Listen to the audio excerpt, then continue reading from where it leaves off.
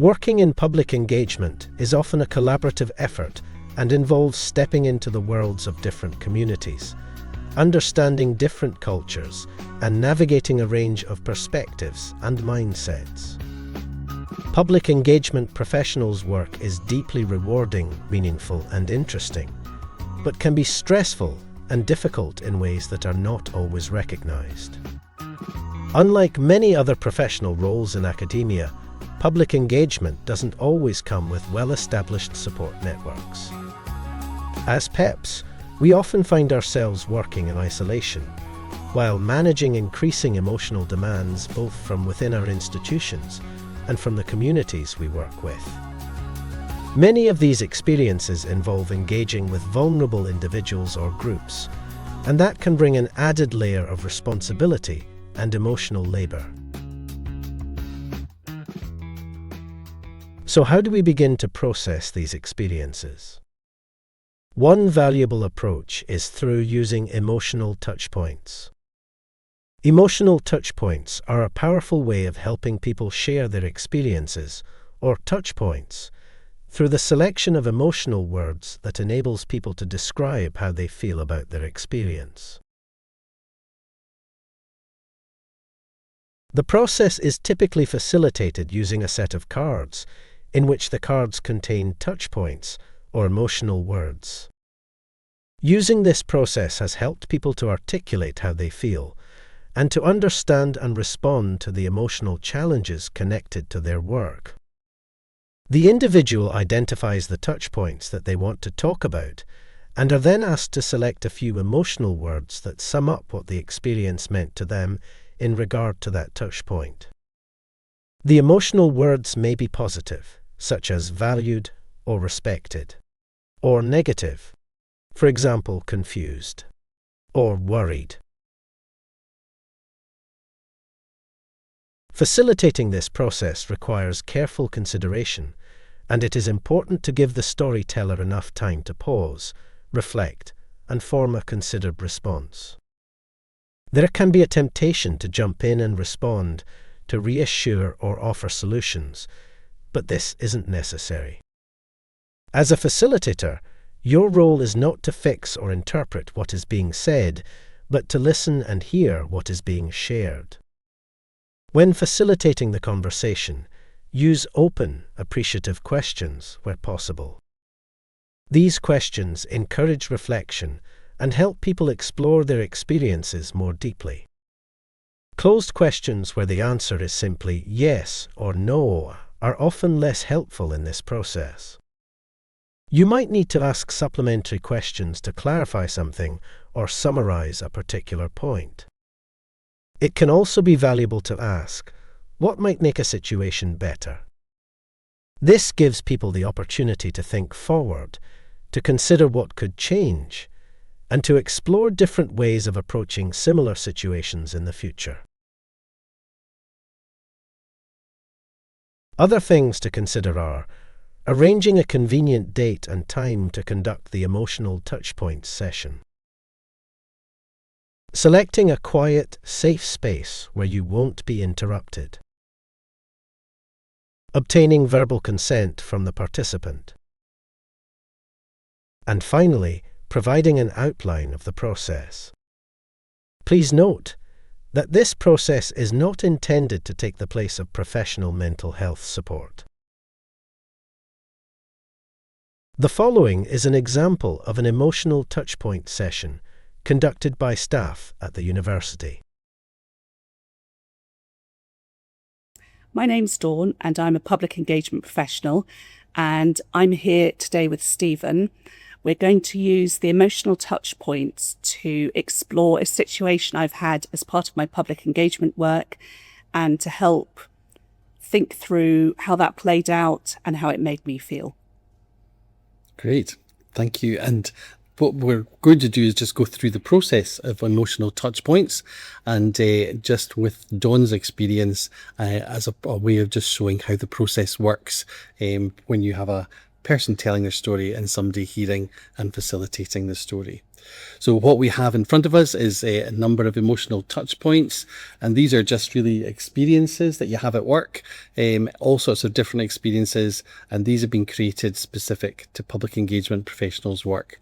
Also at the sides, we've got these kind of slightly pale green and yellow cards, and these demonstrate emotional words. So the yellow cards are positive emotional words, and the green cards are negative emotional words, but some can be a bit of a mix of both at times, depending on the person telling the story. So I'm going to invite Dawn to have a look at this selection of touch points, and then think which one do you want to focus on, and then you could choose the touch point, and then maybe 3 or 4 emotional words, and then we can hear a bit more about that. I'm going to choose working with vulnerable people. Put that there, and then just like we did before, both the positive words and the negative words, or there's some blank cards if you've not got the right emotion there, that maybe choose 3 or 4 that link to this experience of working with vulnerable people. I'm going to choose worried,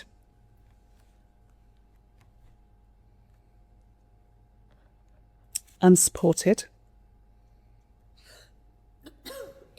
I'm going to choose appreciated and empowered. Empowered. So appreciated, empowered, worried, and unsupported. So can you just give us a little bit of a context, obviously protecting the vulnerable people, but just about what you're thinking here? Yeah. So when I thought of this touch point, I thought of a situation I had at work a little while back. We'd organised an event in a community space, and it was all about the experiences of people in the criminal justice system. Mm-hmm. So we had academics who were sharing their research of working with different communities. We had people from the prison service, we had people from the third sector, we had people who either themselves had been through the criminal justice system, or perhaps families of people who had been affected. And it was a fairly policy-driven event. So I wasn't expecting the situation that arose, which while we were in this community venue, someone saw the signs that we'd put up, which explained that it was an event about the criminal justice system. This person came up to me and asked what we were doing, and I explained. She was in the community centre for a very different purpose, and she shared that her family had had a very difficult experience of it. She got very upset. She was crying. She shared details about her own personal experiences that I found very difficult to hear, but obviously was very sympathetic. But I wasn't expecting to come across that on that particular day. It wasn't something that I knew how to deal with. Yep. Okay. And so that really difficult and unexpected situation, you've chosen 2 positive words about appreciated and empowered, but also 2 negatives around worried and unsupported. Can you just talk us through why you chose those feeling words? Well, initially I was worried. This person was very, very vulnerable. They clearly presented in a way that they showed they hadn't had much support. I was immediately worried about their well-being. Yep. And that sounds like that was happening in quite a public space. That's right. Whilst all these the activities were going on. That's right. So there's something about protecting physically as well as Absolutely. the emotions that are going on. Absolutely. It didn't feel like an appropriate or a safe environment. Yeah. For this conversation, and it also didn't feel that I was the right person to be having this conversation with them. Yeah. So vulnerabilities and worries on all fronts, really. Yep. Okay. And you chose unsupported as well. Unsupported because it was a situation that I had no expertise to offer. And I didn't feel that the role had given me that at that stage. Yep. Okay. Because there's something about this situation, there's a need to be listening and responsive, but there's also limitations as to the purpose of why you're there and your expertise. But how do you close a situation like that down? That feels like a big tension in this space. It was really difficult. I knew that I couldn't give any expert advice, and I made that really clear to the person involved. But by the end of the conversation, I'd been able to signal to somebody in the community centre to find someone who was more able to deal with the situation. And I'd sat with this person for probably about 20 minutes, half an hour, had a cup of tea. I think I felt appreciated because they wanted to talk. And I think they found it useful just having somebody to listen. Yeah. Within, obviously, the fact that I wasn't able to help them specifically. And following on from the situation, which I found very, very difficult, particularly afterwards, because of some of the specific things this person had shared, and some of their feelings, I actually came away feeling empowered because I decided then to look around to see what support was available within the university to help with not that specifically that conversation, but more around sort of mental health and how to deal with someone in distress. So that's a sort of secondary emotion, if you like. It's not something that happened immediately. Yeah. But as a result of this situation, you sounds like you followed it through and thought, what things can help me to feel like I can manage a conversation like that a bit better. And also it helped me to think through how I can be very clear about what the boundaries are.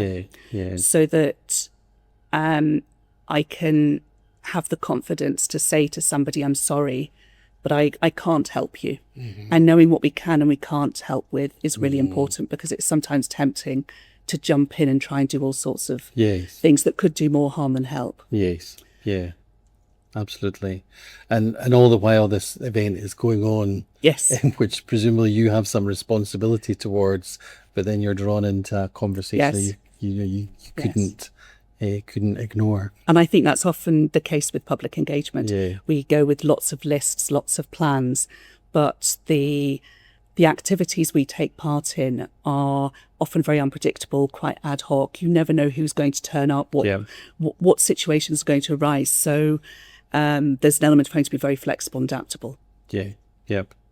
And is there any other things other than yourself, knowing the skills you've got and knowing boundaries, is there anything else about planning events like that can try and assist a situation that you've come across or you've developed since, that reflect on that? Well, I think on reflection, perhaps the venue we'd chosen was not the best place to hold it. Right. Because we knew that members of the public would have been within the building, even if it wasn't the specific spaces we were in. So perhaps it would have been better to have it somewhere that was more discreet or self-contained. Yeah. And also thinking, we had posters and things up. Was that sensible? So while with public engagement, we want to share what we're doing, sometimes we need to be a bit mindful of how we're doing that. Yeah. Okay. Because I guess that although you're describing a specific situation, this could happen at any point in any engagement situation, couldn't it? Absolutely. You just never know who's going to be walking through the door or what the topic might trigger for someone. Absolutely. And I think sometimes within a university, we forget that the research we're doing has so many different connotations for people in real life. And the way that they perceive what we're doing may not be the way that, our perspectives may be very different. Okay, good. Okay, anything else you want to say or been thinking about having just talked that through using this process? I think I wish I'd had this process at the time, because I had a very difficult evening after the day that this happened, of meeting this particular person, and I asked for help from the university, and there was nothing available, and there was no one to talk to, so I had to take it home with me. And I was really worried about the person in question. So I wish there'd been something available for me then. Yeah, absolutely. And it makes me think, like, researchers have to identify supports for them when they go into situations and they're vulnerable, or visiting people at home and doing research at home.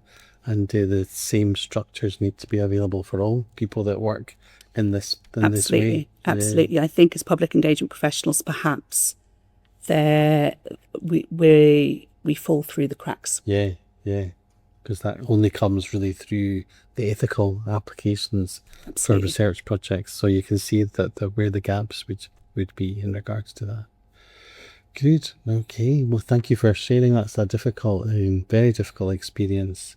But you've obviously worked your way and thought about it a lot. But as you say, shame you couldn't have had this chance there and then or quickly afterwards to just process it.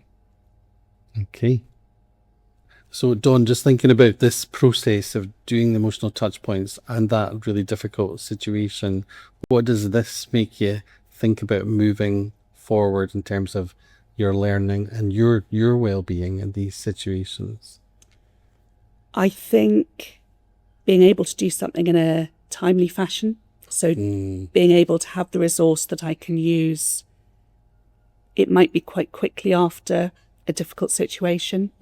Equally, it might be going back to something weeks, months, or even years later to revisit it, and to see how really focusing on the specific emotions is a way of encouraging me to think through what's useful and how I can channel that in my practice moving forward. So the emotion link leads to some development, stroke change, rethinking about something as well. I think so, yes. And I think the work that we do as public engagement professionals involves a lot of emotional work. Yeah. It would be impossible to do it without feeling and caring. And it's the challenge of seeing how we can use that to our advantage. Yep, absolutely. Emotional touch points allow the storyteller to have some control over what they want to talk about, which makes the story their own.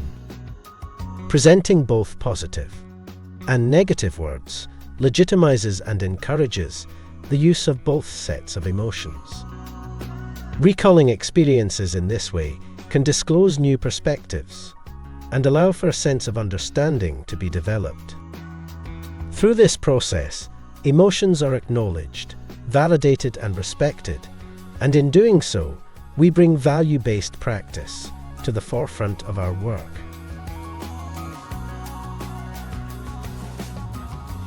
To find out more about emotional touchpoints, please scan the QR code or visit the link on screen.